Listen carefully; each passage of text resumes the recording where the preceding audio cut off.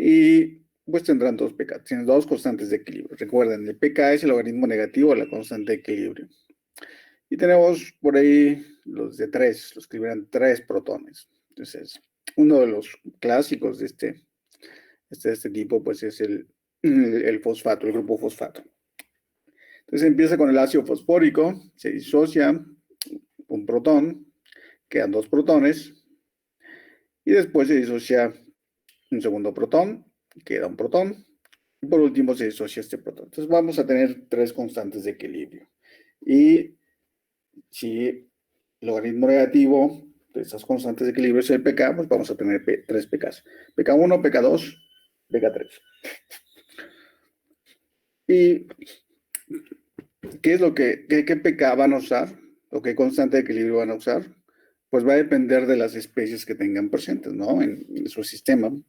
Entonces, en el ejercicio definimos muy bien cuáles son los componentes del sistema. Entonces tenemos el fosfato monobásico de sodio. Tiene 2 protones. Y el fosfato dibásico de sodio tiene un protón. Entonces definimos quién es el ácido y quién es la base. Entonces, la pregunta de clases pasadas. Entonces el ácido en una serie de sales es aquella sal que tenga más que hidrógenos. Más protones, que pueden asociar más protones. Ese es el ácido. Y la base es el que tenga menos protones. Entonces, esa es la regla, ¿no? Entonces tenemos la base conjugada y el ácido libre. Vamos a llamar el ácido libre y la base conjugada. Entonces esto va a funcionar para todos los sistemas amortiguadores de pH. Siempre van a tener que encontrar o definir el ácido libre y la base conjugada. Pues bueno, esto fue el ejercicio de la clase pasada y llegamos hasta este punto. Supongo que aquí fueron varios los que llegaron hasta este punto, porque fue un ejercicio anterior, entonces en teoría debieron de haber llegado. Entonces, hasta aquí, pues bueno, si mi sistema me dice que yo no debo de pasar de 0.1 molar de fosfato total, es decir, la suma de el fosfato dibásico y el fosfato monobásico de sodio. Entonces esto no debe pasar de 0.1 molar. Entonces la suma que tengo acá, la suma de 0.042 molar a 0.0579 molar, me da 0.1 molar. Es correcto, ¿no? Esa es la molaridad. Entonces, hasta aquí vamos bien. ¿Dudas hasta aquí? No, hasta ahora todo bien, profe. ¿Todo bien? ¿Sí? ¿Los demás qué dicen? ¿Podrán pasar un examen? Yo sigo teniendo dudas ahí, profe, en lo de la molaridad. Ok, ¿en qué punto tenemos problemas? En el que está, en el de 2.38 igual a 1 molar. ¿Cómo se saca eso? Ok, muy bien. Acá tenemos que la diferencia del pH y del pK nos va a dar, ¿qué? 0.139. ¿Sí podemos sacar ese número? ¿Quién está hablando, perdón? Soy yo, Manuel Campos, profe. Ok, Manuel. Entonces, ¿podemos sacar ese número? .139. Sí. Ok, entonces esa es la diferencia. Esa es la diferencia del pK y el pH. Entonces, matemáticamente, también entendemos por qué llegamos ahí. Sí, ¿verdad? Nada más lo pasamos de un lado a otro. Ok, pero ¿por qué 1.38? Ese es donde tenemos el problema. ¿Por qué 1.38? ¿Sí? Sí, sí. No entendemos esta parte. ¿De por qué 1.38? Sí, esa es en la parte donde... Ok, bien. Entonces, más importante es definir cuál es el problema. Entonces, vamos a... Esto ya lo hicimos en el ejercicio anterior, pero no importa. Vamos a hacerlo de nuevo.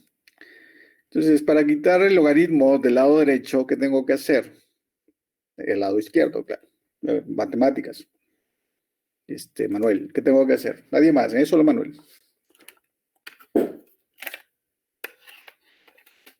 Es de lo 10 a lo que está ahí. Es el antilog, ¿no? Sí, exacto. Sería la base 10. Sí, hay diferentes logaritmos. Es más, tú puedes inventar tus propios logaritmos. Porque tenemos base 10. Entonces, lo que hacemos es sacar el antilog de este valor, este número. ¿Tienes calculadora científica a la mano, Manuel? Sí, profe. ¿Sí? Ok, entonces, ¿sabes cómo meter el antilog en la calculadora?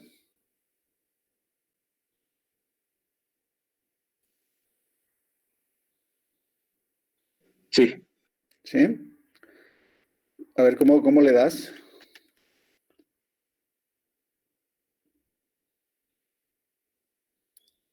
¿Es una Casio? Sí, solo es Shift y log. Shift log, ok, te aparece 10, la base 10. Entonces le vas a dar 0.139, le das igual, ¿y cuánto te da? Y 1.37 y demás. Ok, entonces esto es, aquí hice un redondeo, y es 1.37, ¿no? 7. Entonces si quieres ponerle acá, también no importa. Bueno, sí importa, pero el resultado no cambia mucho.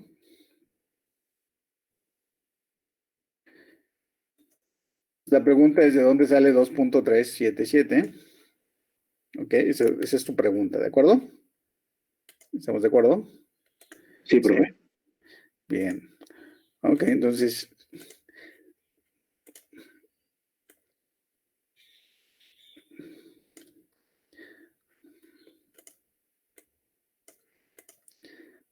ahí vamos paso a paso. Entonces, de aquí llegamos a este punto, ¿no? Entonces, la forma como yo resuelvo esto es bien sencilla. Entonces, hay varias formas, ya lo vimos. Bueno, lo hemos visto, pues ustedes plantearon varias formas. Todas, en teoría, funcionan, ¿no? Faltaría ver que pudieran hacerlo por esas vías, que es lo que no podemos hacerlo en línea. Entonces, tú sabes que de 1.377 es igual a la proporción del ácido, la base conjugada dividido entre el ácido, ¿no? El ácido libre. Es una igualdad. Es 1.377, si le pones abajo 1, ¿está bien o no está bien? Sí, ya que es porque se divide sobre 1 litro, ¿no? O sea, no es la razón de por qué se divide por 1 litro. A ver, ¿quién le quiere comentar por qué es 1 abajo? Porque tenemos un problema de concepto, de concepto matemático. A ver, candidatos, ¿quién le quiere explicar por qué va 1 abajo? No es 1 litro, ¿eh? En lo absoluto. No sé si solo es el hecho de que lo está pasando a una fracción y pues todo se puede dividir entre 1 y termina igual, ¿no? Sí, esta es una relación. Entonces, tú tienes 1.377, que es el numerador. ¿Y el denominador cuál sería? 1. O sea, todo número dividido entre 1 es el mismo número, ¿no? Pero yo tengo una relación y ese es el problema que les comentaba sobre la parte matemática de las relaciones, o sea, considerando las divisiones. Estas divisiones se los enseñan de cierta manera que finalmente terminan haciendo lo que terminan haciendo. Pero en realidad son relaciones.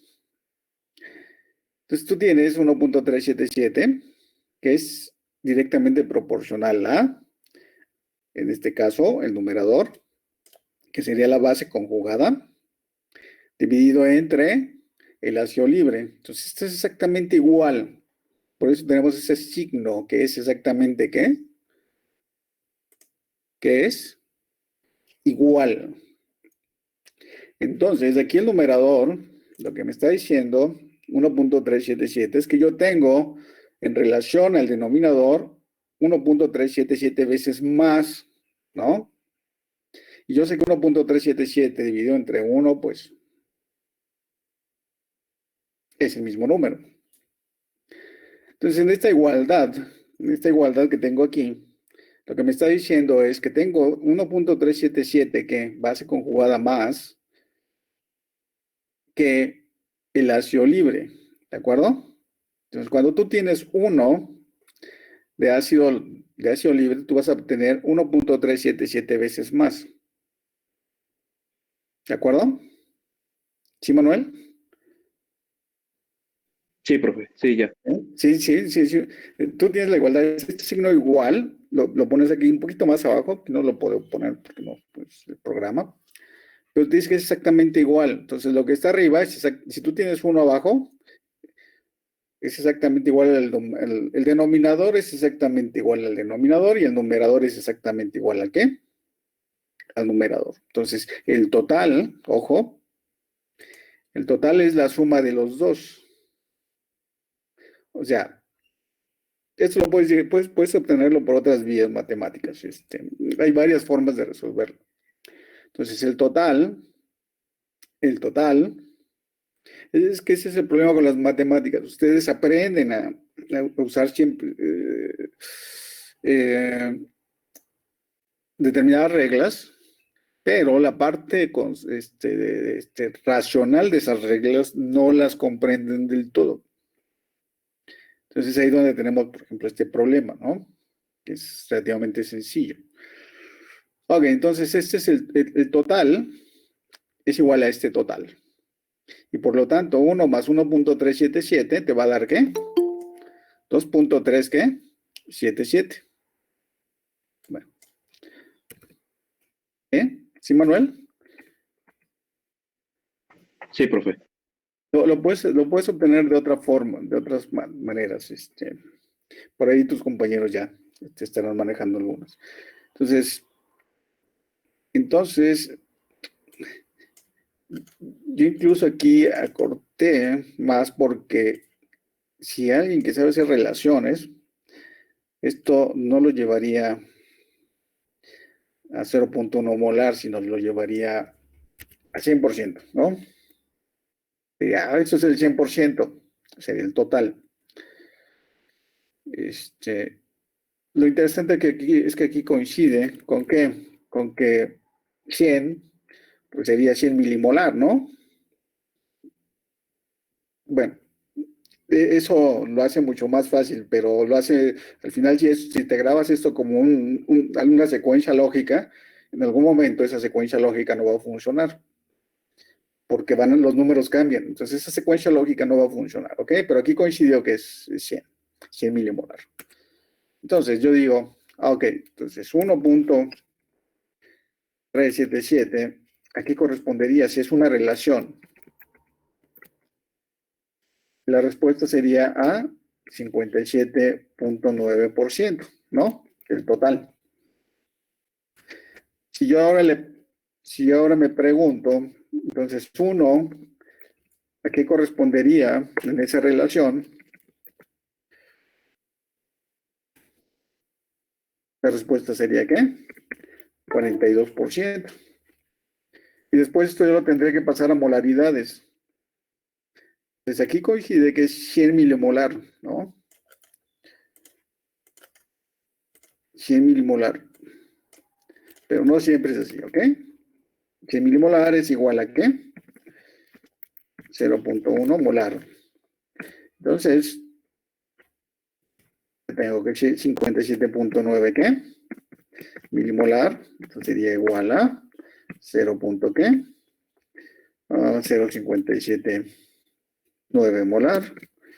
Y 42 milimolar sería igual a ¿cuánto? 0. ¿Qué? 0.42 molar. Y puedes utilizar cualquier otra vía y vas a llegar a estos números. ¿Sí estamos de acuerdo? ¿Ya está resuelto tu problema, Manuel? Sí, ya. ¿No? Es que eso es lo que no entendía, la relación que había entre el 1.37 y el 1. Sí. Ahora, esa es una forma matemática de resolverlo. Y más, y todas ellas, si las matemáticas son correctas, la respuesta es correcta y vas a llegar para esta vía. ¿Sí? Entonces, bueno, habiendo resuelto eso, vamos ahora sí a proceder con el cálculo de los gramos. Bueno, vamos a resolverlo. Vamos a resolver la ecuación. Vamos a comprobar que esto es correcto, ¿de acuerdo?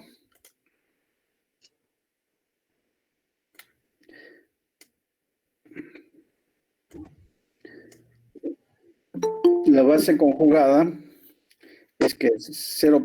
Que es 0.59, 57.9. ¿De acuerdo? Y el ácido es que es 0.042. Bien. El pK es 6. ¿Qué? 36. Entonces,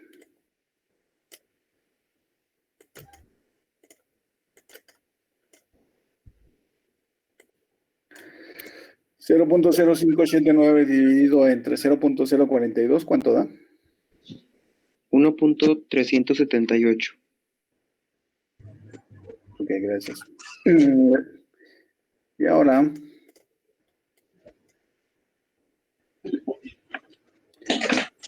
el logaritmo de 1.378.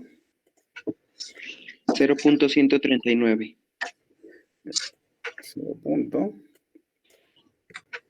0.139, gracias. Quitamos log.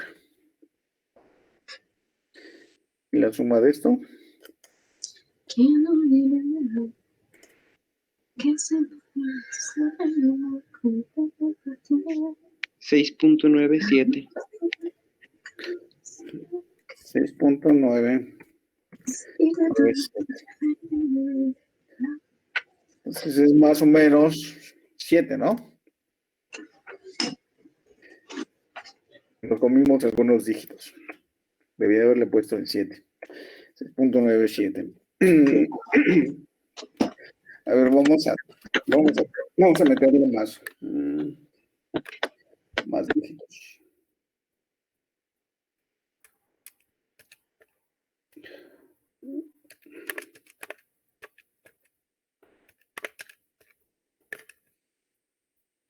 Siete, 9.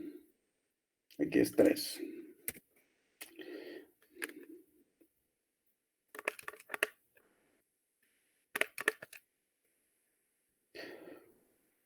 Cuatro, 2, 0, 6.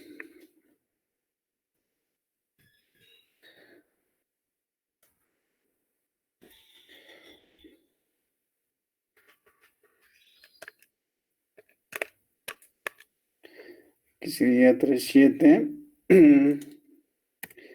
6, 9, 9.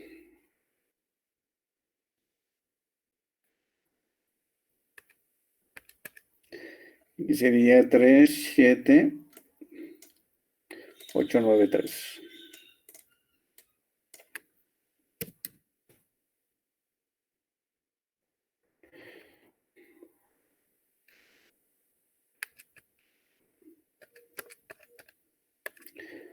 Aquí me daría ahora 6998.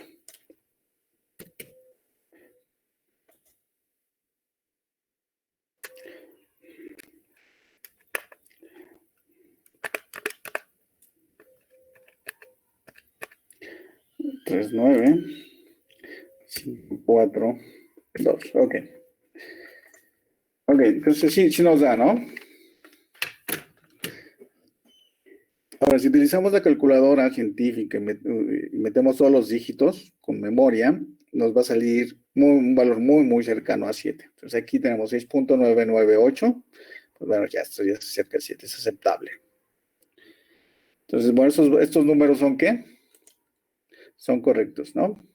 Están bien. Y ahora, la parte interesante.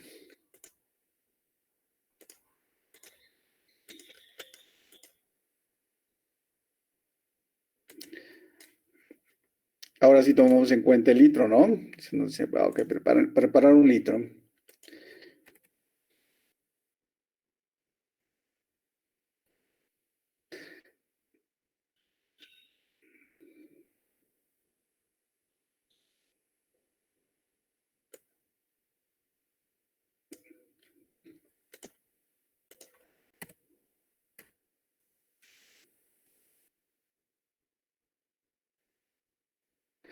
Pues tenemos que preparar un litro de esta solución. Bien. Y está muy fácil. ¿Por qué? Porque la molaridad es igual a ¿qué? Número de moles.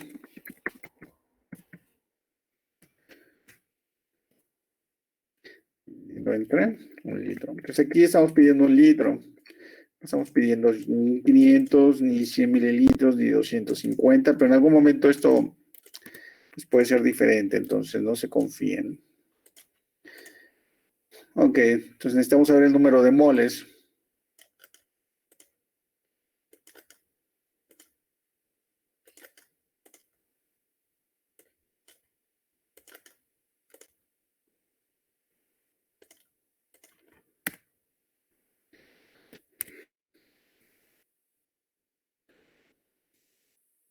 Es la molaridad.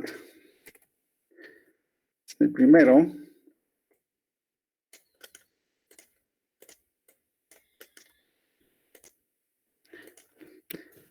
Lo interesante de utilizar el 1 es que pues ya, pues, es muy fácil tener el resultado.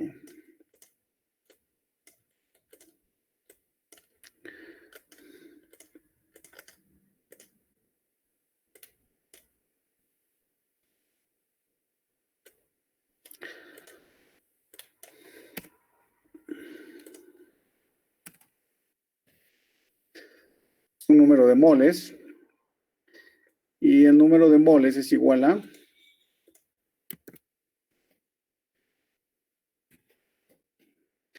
gramos dividido entre molecular, ¿no? Y pues ya está fácil. Entonces, si multiplicamos el número de moles por el peso molecular, nos va a dar ¿qué? El peso en gramos. Entonces, vamos a intentarlo para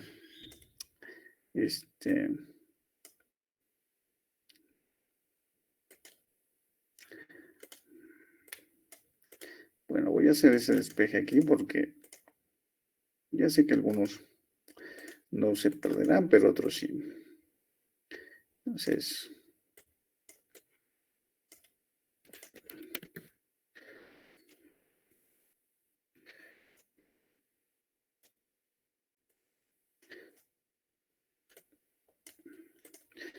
ok, entonces aquí tenemos los números de moles y el peso molecular del monobásico es de 138.01, su peso molecular. ¿De acuerdo?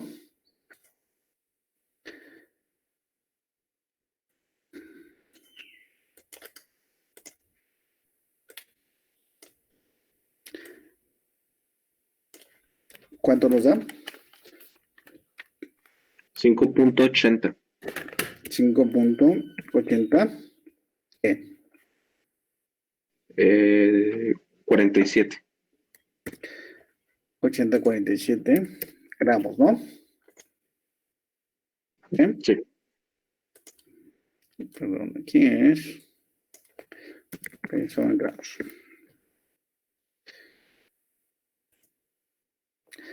Bien. Entonces, eso es para...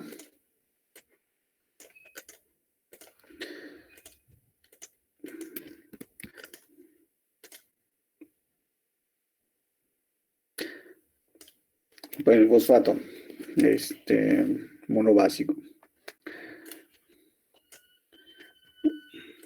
Voy a hacerlo muy pequeño para que quepa. Y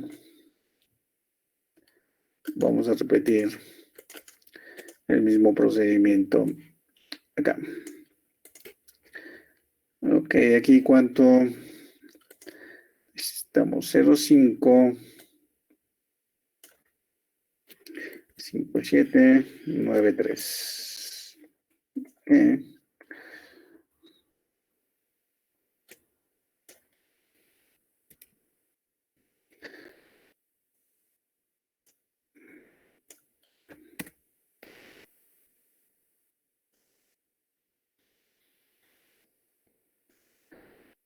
Bueno, aquí ya está de más.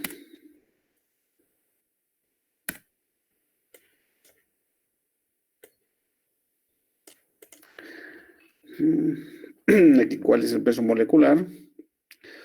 141,98.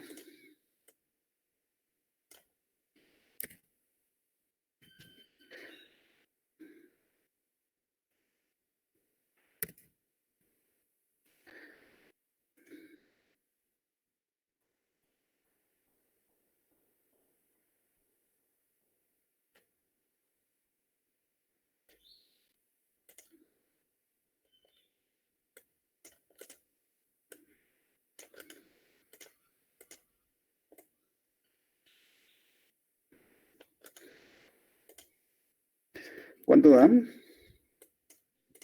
8.2249.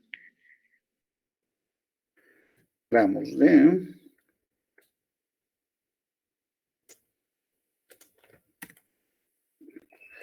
el fosfato dibásico de potasio. Entonces, esta es la respuesta a la pregunta, ¿no? Y eso es lo que van a tener que pesar en el laboratorio.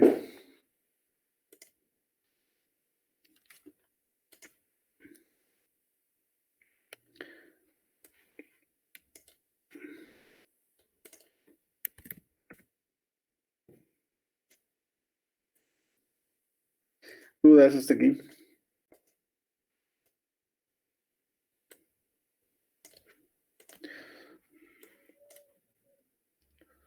¿Dudas?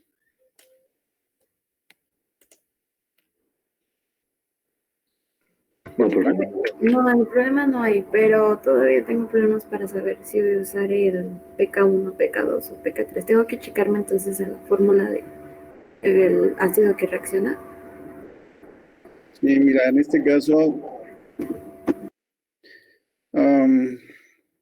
tienes H2PO4. Ok, vamos a...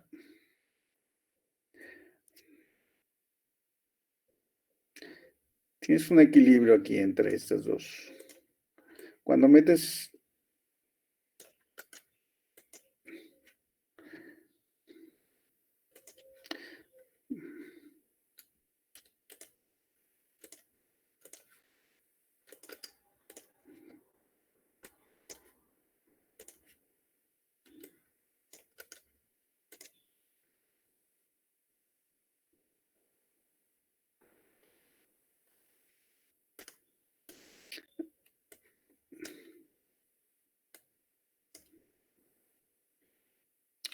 El sodio se va, ¿de acuerdo?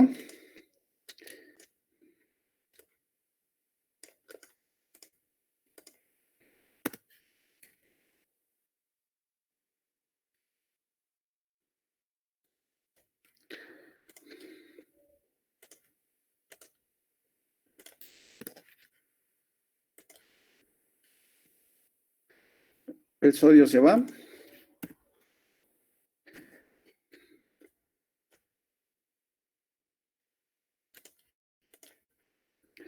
Y acá te queda un signo ¿qué? Negativo. ¿Ok? Y acá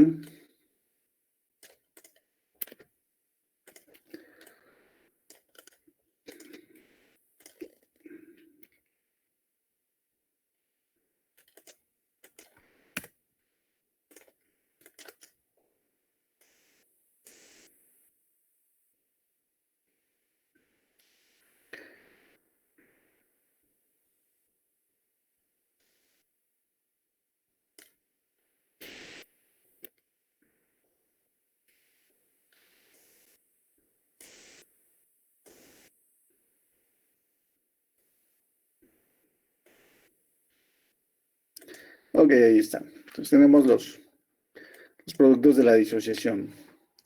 Entonces tú tienes que, a ver, aquí, y ya está.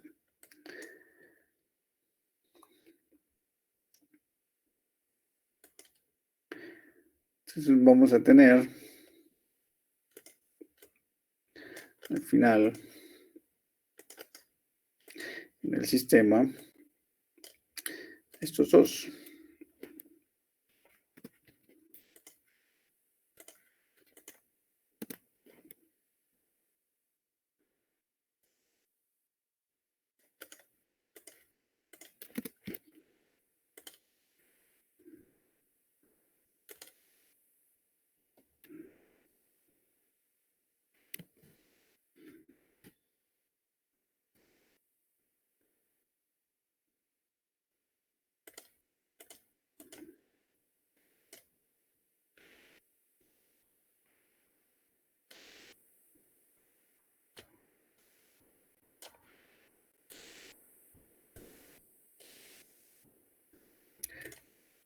Entonces al final vas a tener esto, ¿no? Esta reacción. ¿Cuál es el ácido?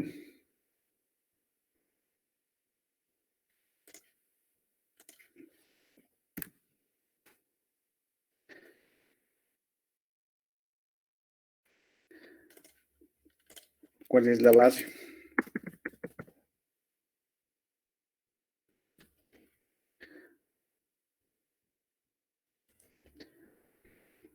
Entonces, para pasar del ácido a la base, tuvo que haber perdido un protón.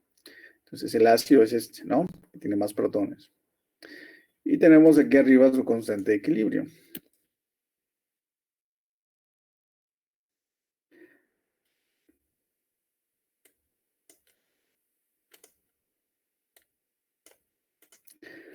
Entonces, este viene de otra reacción.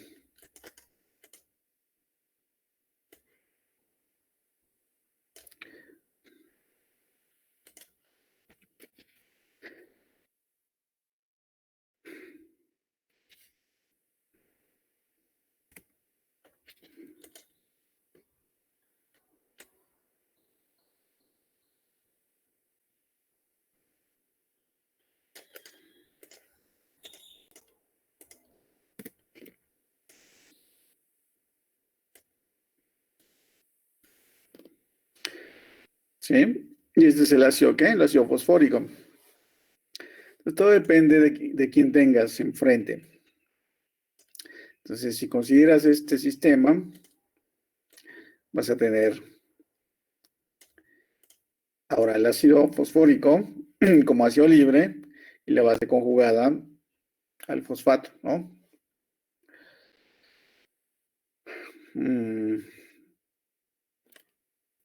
Monobásico.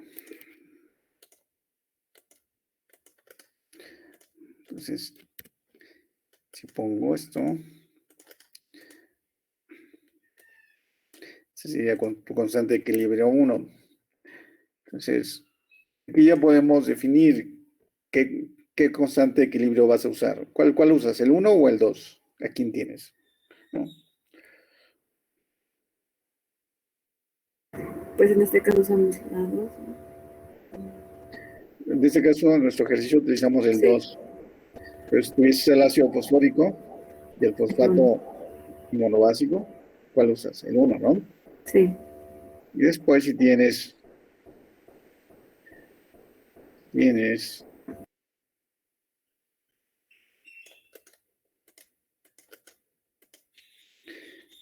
tercer sistema,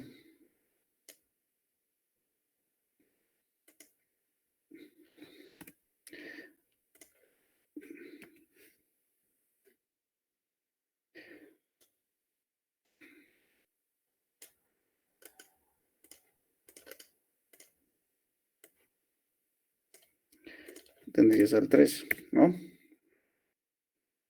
Constante de equilibrio 3. Entonces noten que aquí esta especie pierde su protón y nos queda como el un fosfato. Entonces, todo depende de quién tengas.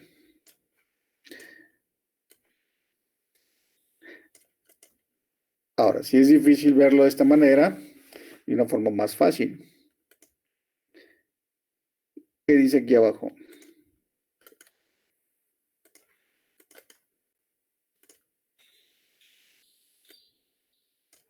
¿Qué dice ahí?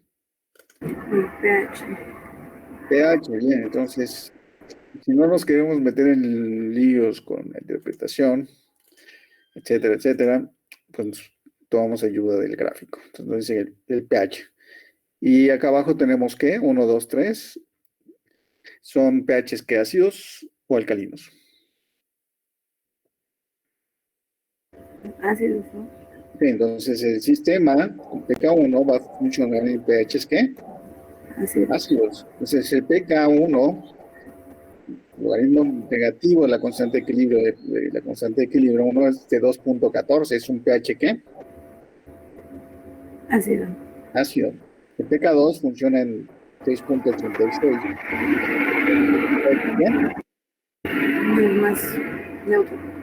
neutro, relativamente neutro. Entonces aquí va a funcionar el pH, el pK2 o la constante de equilibrio 2. Entonces siempre en pHs neutros, para un sistema de fosfatos, vas a utilizar siempre el pK2, por esta razón. ¿Ok? Si no te quieres meter en líos de cuál escojo por las especies, nos vamos con lo que diga el pK, ¿no? Y el tercero, el pK es de 12.4. ¿Es alcalino, es neutro o es ácido? Es alcalino. Entonces, ok, entonces ahí vamos a utilizar siempre en pHs alcalinos con sistemas de fosfatos, vamos a utilizar ¿qué? El pK 3. 3. Ahora, en términos prácticos, no utilizas ni el pK3 ni el pK1. En bioquímica, en biofísica no los usas. Son pHs muy extremos. 12.4 y 2.14 son extremos. Entonces, recuerden la tabla ¿de qué? De pH. Esta. Son muy, muy extremos, ¿no? Y generalmente se trabaja a pHs neutros. Es como funciona, ¿no? Los sistemas vivos, a pHs relativamente neutros. La mayoría de ellos. Hay excepciones, pero la mayoría de ellos trabajan en estos pHs. Entonces, siempre vas a trabajar con pK2. ¿De acuerdo? Bien. ¿Más preguntas?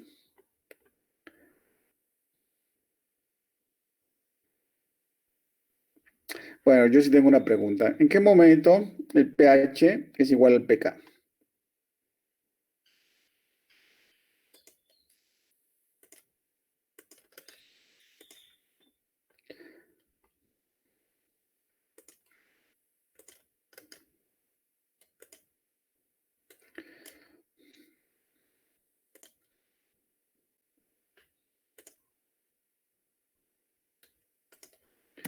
¿En qué momento el pH es igual al pK? ¿En qué momento el pH del medio va a igualar el pK? Porque ustedes tienen una curva de titulación. Entonces, ustedes pueden tomar, por ejemplo, el ácido. En este caso es el ácido acético. Toman el ácido acético puro, puro, puro. Y le empiezan a agregar una base, hidróxido de sodio. Entonces, la pregunta es, ¿en qué momento el pH va a igualar el pK.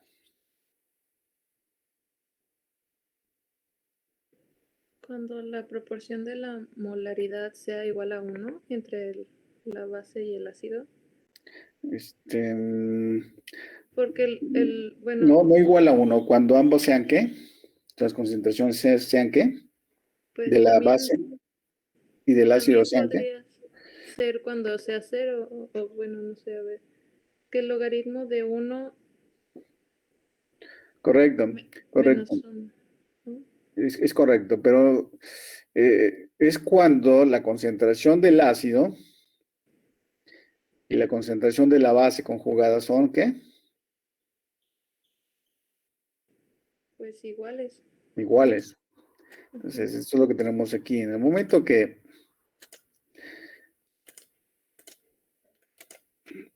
las concentraciones de ambas especies sean iguales, ¿de acuerdo? Nuestro pH es igual a ¿qué?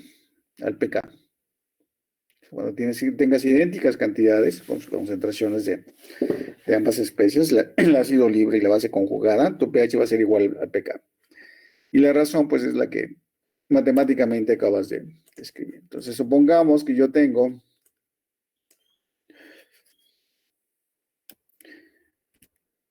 en milimolar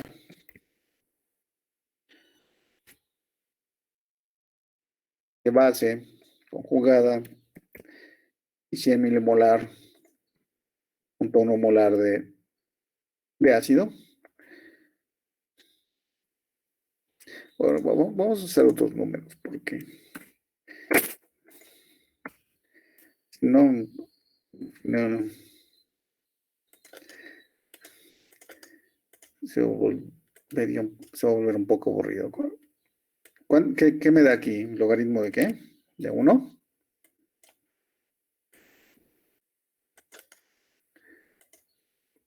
¿Cuál es el logaritmo de 1? 0. 0. Es 0. Y por lo tanto,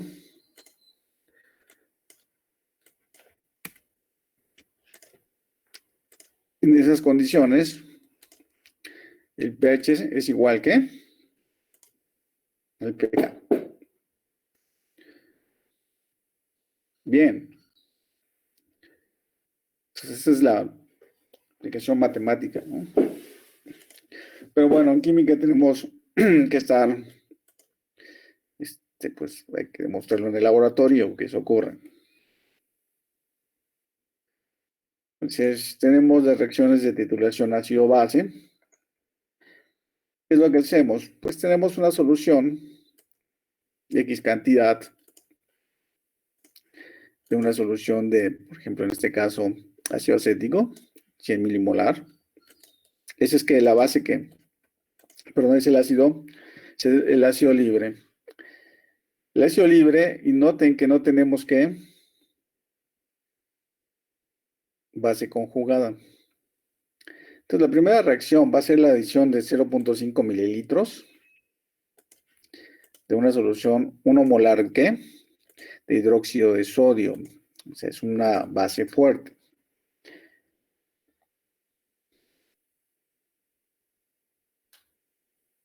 Y la pregunta es, ¿cuál es el pH?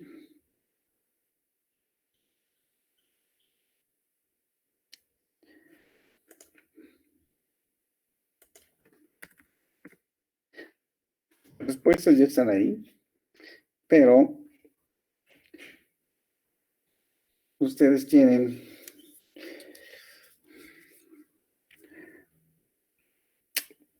vamos a ver 5 minutos, a ver si logran resolverlo. Bueno, 6 minutos. Quien logre resolver esta primera pregunta tendrá un punto. 6 minutos, a las 10:30 se cierra la ventana. Entonces, la pregunta es, ¿cuál es el pH final cuando se agregan 0.5 mililitros de solución no molar de hidróxido de sodio. Ok. 6 minutos. Las 10:30.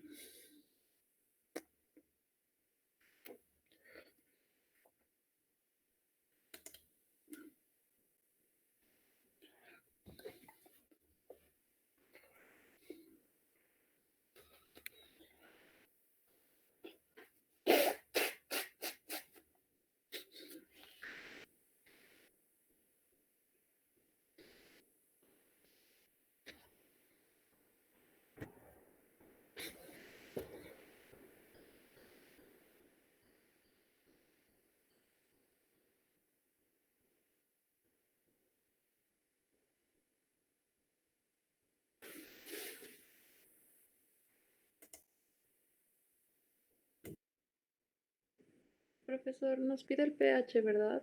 Dijo. Correcto, es el pH.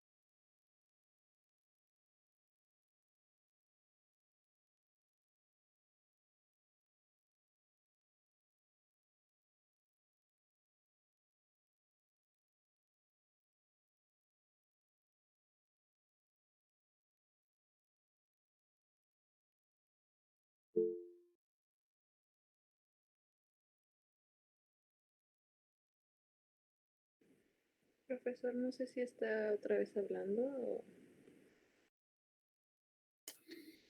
Gracias. Perdón, suele olvidarse. ph 8. No, no. Ok, entonces, ¿qué tenemos que hacer?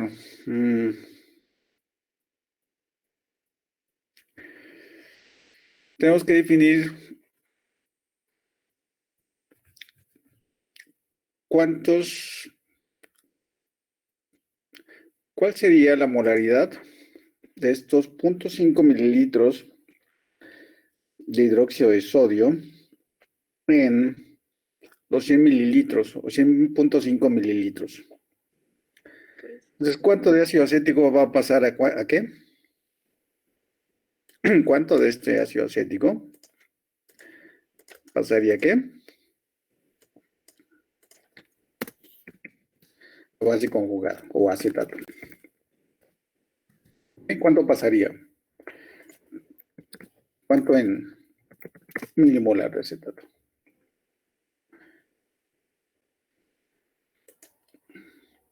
Entonces, lo que tenemos que hacer, pues, es algo muy sencillo. Ya lo hemos estado haciendo. Volumen inicial por molaridad inicial es igual a volumen final por molaridad, ¿qué? Final. Entonces, tenemos ahí que la molaridad, el volumen inicial es 0.5 mililitros. La molaridad inicial es de 1 molar de hidróxido de sodio. Y el volumen final, pues no lo sabemos. Perdón, el volumen final lo sabemos. ¿Sería cuánto? 100.5 mililitros.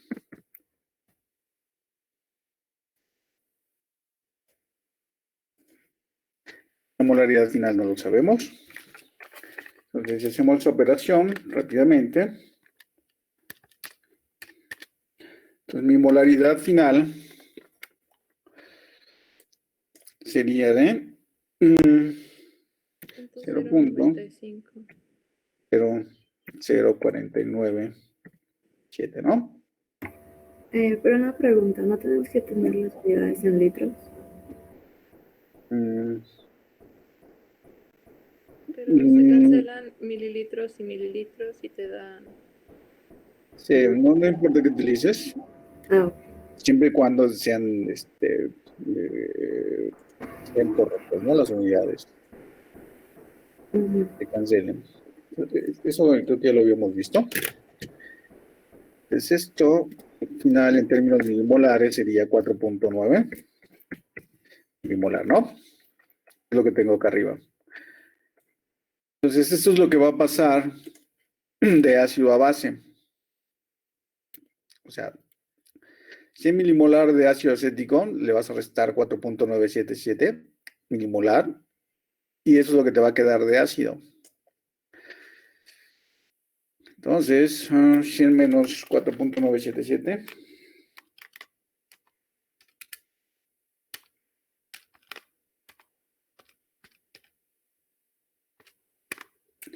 $95.023, que es lo que tenemos acá, ¿no? Pues en el siguiente, ok, entonces aquí vamos a tener 95.023 milimolar de ácido acético.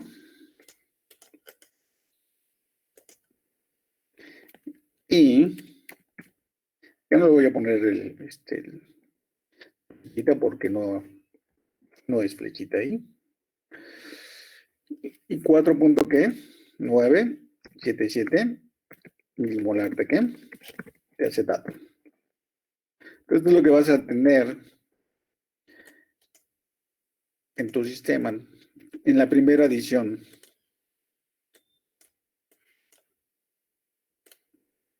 ¿De acuerdo? sería 9.03 milimolar del ácido libre y 4.97 milimolar de la base ¿qué? Base conjugada.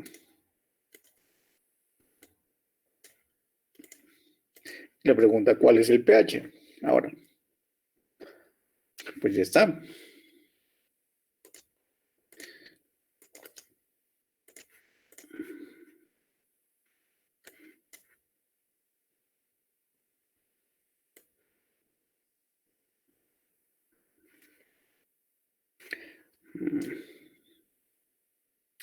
Bueno, eso ya me está estorbando. Lo voy a poner por acá, mientras.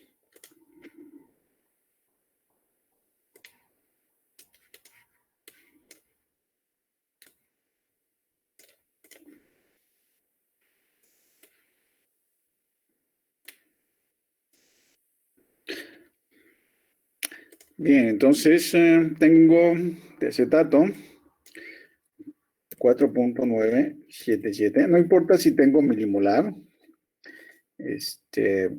Finalmente,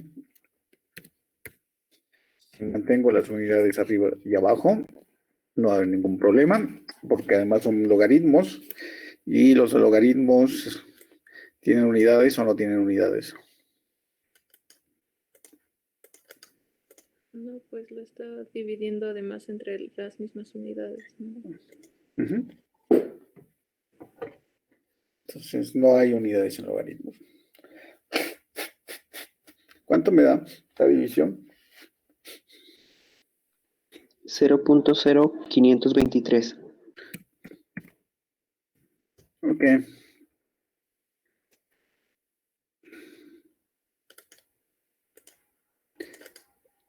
Y el logaritmo, Menos 1.281. ok. ¿Y cuál es el pK del ácido acético? 4.76. Ujú. Gracias, Donovan. Ok. Bueno.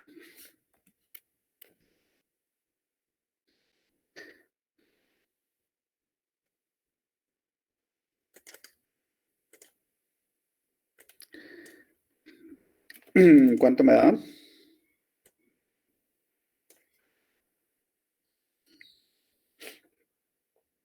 $3.4791. 3.47. 91. 91. Ok, entonces este es su primer pH. Este es su primer pH.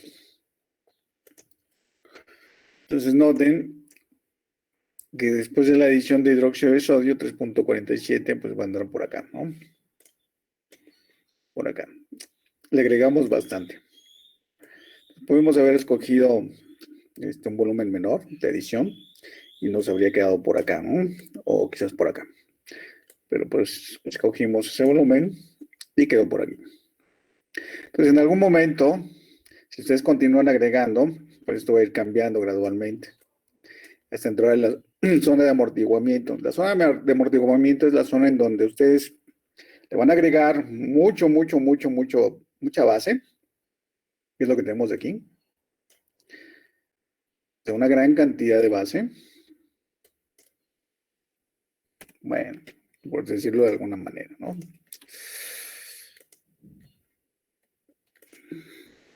Y el pH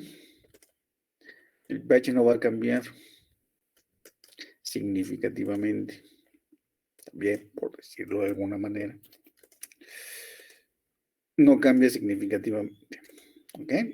Entonces, ustedes pueden agregarle mucha base fuerte además. Y el cambio en el pH va a ser ¿qué? Mínimo. Hace poquito. Esto se va a mover poquito. ¿De acuerdo? Y eso va a hacer que lo que conocemos como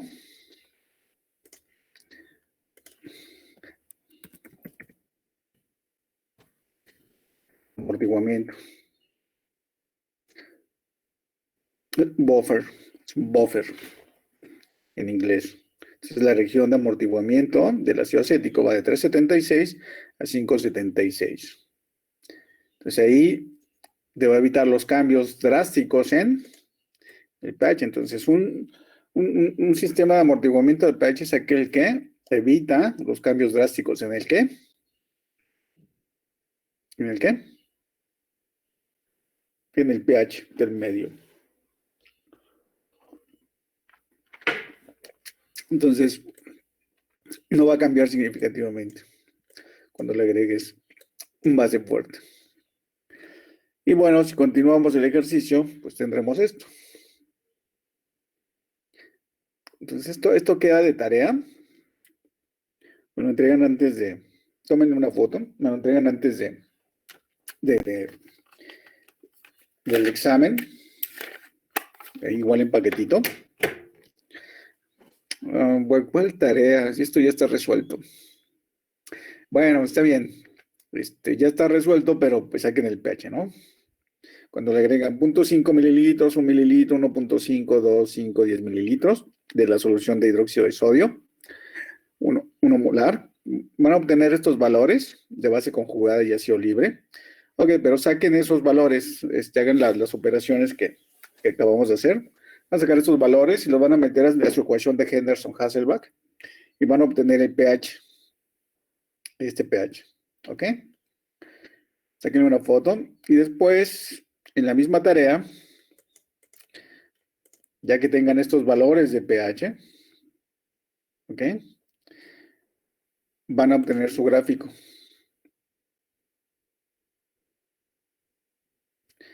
¿Qué le llaman equivalentes de hidroxilo? Que serían los moles, aquí serían los moles de hidroxilos que se agregan contra el pH. O si no quieren ponerle moles, no le pongan, pónganle 1, 2, 3, 4, 5. Pues va a funcionar de la misma manera. ¿Ok? Número de ediciones. 1, 2, 3, 4, 5. Tengo un mal que tú no quieres aceptarlo. Y grafíquenlo contra pH. Y van a obtener esta tablita. Oye.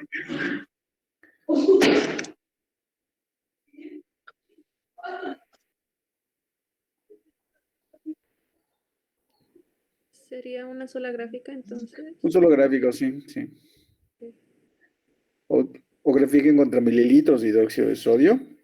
También les va a dar un gráfico idéntico prácticamente, porque son proporcionales.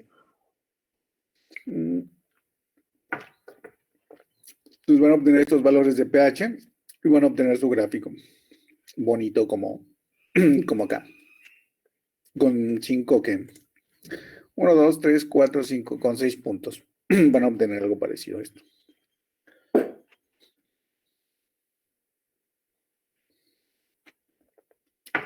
Y eso queda de tarea. Entonces recuerden, son estas operaciones, cálculo de pH, su tablita y su gráfico. 3 cosas.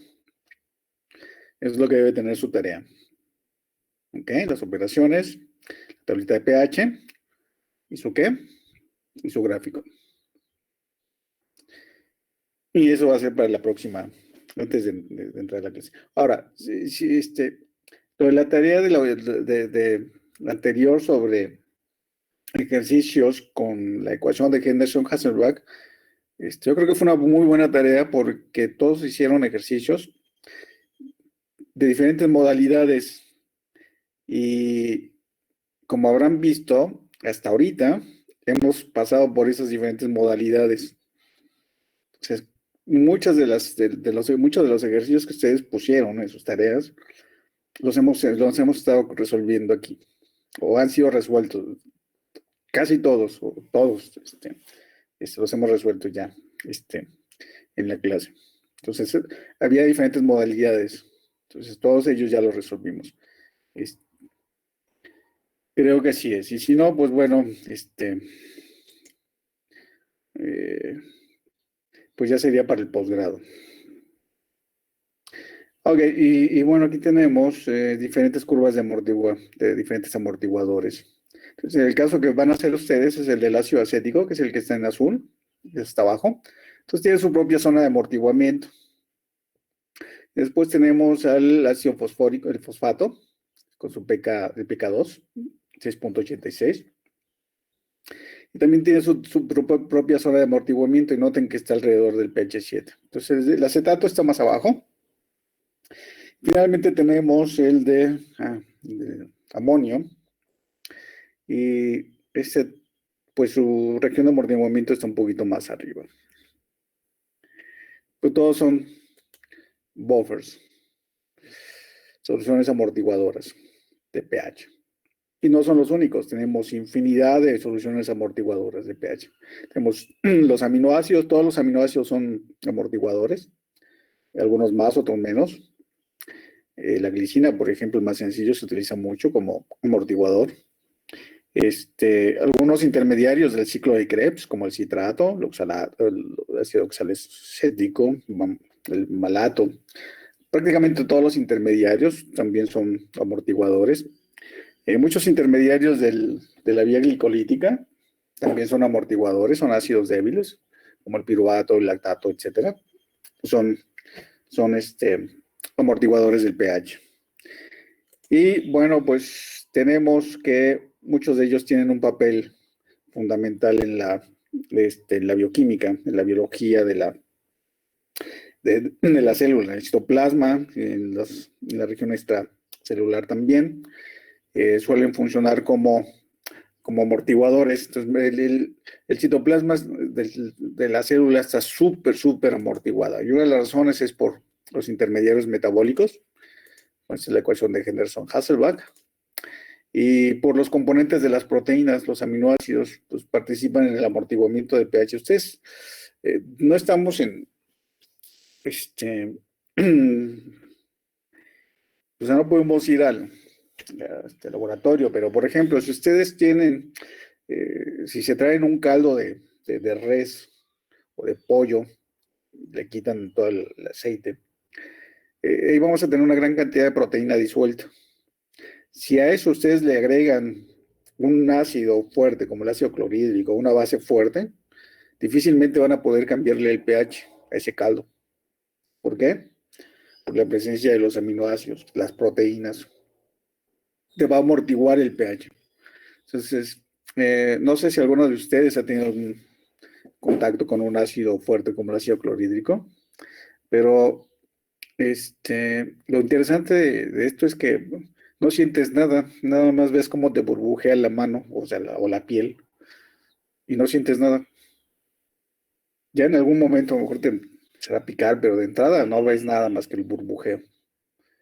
Y en el caso de la ropa, pues se ve cuando lo lavas, ¿no? Aparecen los agujeros. Entonces, la mayoría de los químicos, pues, en algún momento tuvimos pues, un montón de batas lleno de agujeros. Entonces, esos te das cuenta que te cayó ácido base, una base fuerte, porque tu bata aparece con agujeros cuando la lavas. O la ropa misma aparece con agujeros. Lo mismo le pasa a la piel, burbujea.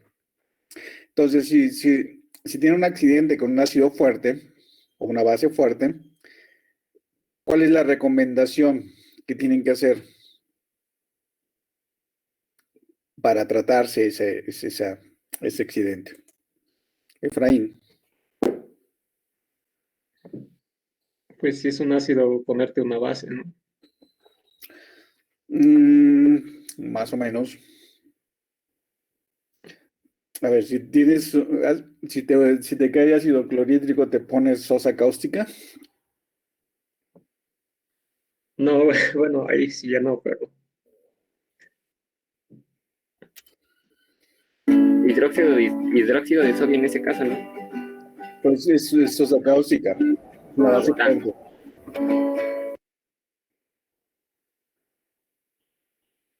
Te pones un ácido débil o una base débil.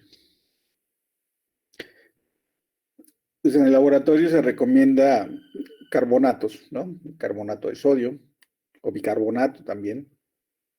Y en casa puede ser la solución, bicarbonato. Entonces, si en algún momento les cae sosa cáustica, pues pónganse bicarbonato, que utilizan para la cocina. Preparan una solución rápida de bicarbonato, agua y bicarbonato, solubilizan rápido y con un trapito se lo untan en donde tengan el accidente, ¿no? Rapidísimo. Porque de otra forma podría avanzar el daño. Entonces, de esa manera se trata. Bueno, ya en dado caso, pues pónganse gelatina, que embarran la gelatina si tienen. O el mismo caldo de pollo. Y con eso salvan. Salvan la herida. Porque tiene un montón, ¿sí? Entonces, si te cae, por ejemplo, un ácido y te echas agua, ¿lo empeorarías? Sí, porque favorecerías la disociación ácido-base y el protón sí te estaría, aceleraría más la reacción, ¿no? Del ácido, la parte del daño por ácido, ¿no? Ujú. Entonces sí, no se recomienda echar agua, se recomienda más bien usar alguna otra solución de ácido débil o base débil. Y eso es lo que hay que hacer. Entonces ya cuando sabes esto, pues ya sabes más o menos qué untarte. Sí, no puedes contrarrestar el ácido fuerte con base fuerte, ¿no? Eso, al contrario, ¿no? Estaría ahí ocasionando otro daño. Pero sí un ácido débil, un ácido fuerte con un ácido débil o con una base débil y viceversa, ¿no? Funciona bien. Entonces, por ejemplo, las proteínas, fabuloso. Con un bistec, ya en todo caso, bistec crudo. Bien. Ok, entonces, por último, pues bueno, el CO2, todo el CO2 que respiramos está disuelto en nuestra sangre, así es como viaja, y es un sistema, es del bicarbonato, es un sistema también de ácido base débil, y finalmente sale el CO2 en los pulmones.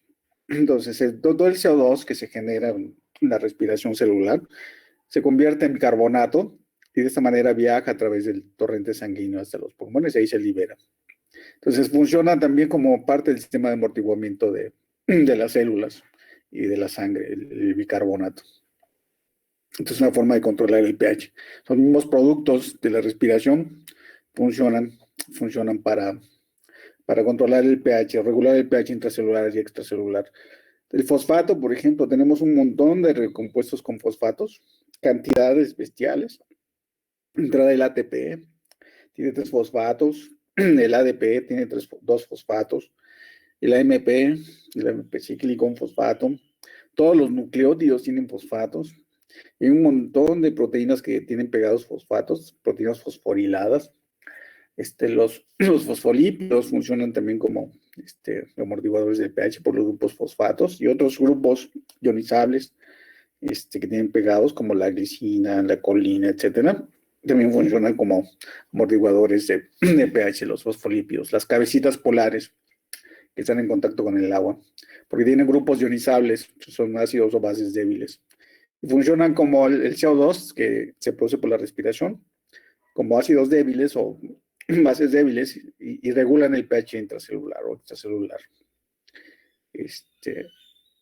Los aminoazúcares y los azúcares ácidos también son componentes son parte del metabolismo, en algunos casos componentes de estructuras de las células y también funcionan como reguladores del pH, ¿no? Entonces tenemos muchos de los componentes, productos del metabolismo, estructuras, etcétera, pues tienen esa capacidad de ácido base y, por lo tanto, la capacidad de regular el medio ambiente intra y extracelular. Y el pH es importante para la función de las enzimas, otros sistemas. La respuesta es que sí. Entonces aquí tenemos varias enzimas hidrolíticas, rompen otras moléculas, proteínas, en el caso de la pepsina y tripsina, fosfatos como la alcalina fosfatasa, Y este es un perfil de actividad. Entonces tenemos el 100% de actividad. Tenemos el pH. Entonces noten que el 100% de actividad se alcanzan en ¿qué? Determinados pHs, ¿no?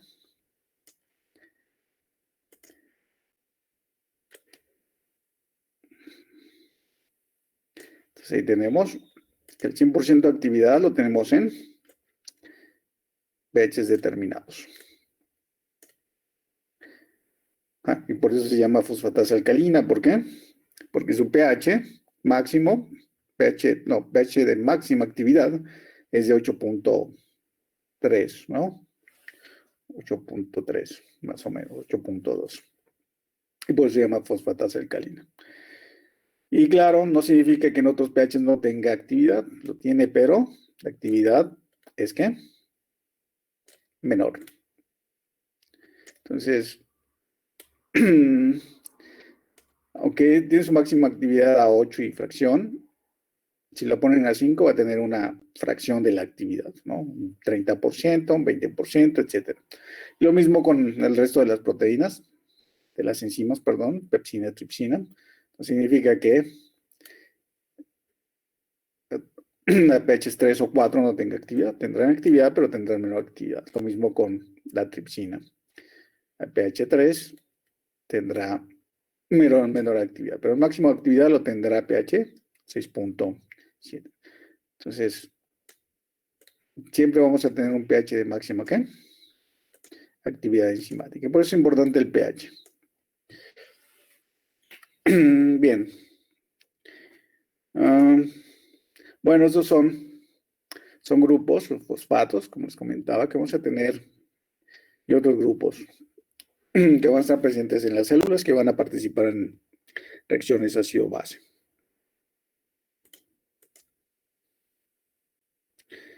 Ok, y bueno, de aquí terminamos bien, son 2 minutos.